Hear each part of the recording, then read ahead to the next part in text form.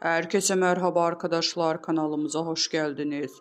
Gülse Özay eşi Barış Arduç'u öve öve bitiremedi. Güzel oyuncu Gülse Özay, kızı Can Asya'nın kendisinden ve eşinden hangi özelliklerini almasını istediği yönünde soru üzerine Barış Arduç'u öve öve bitiremedi.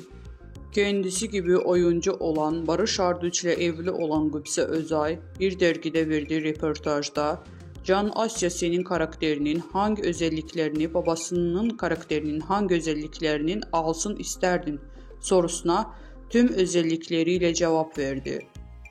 Ünlü oyuncu Gülse Özay her şeyini babasından alsın sorusuyla cevapladı.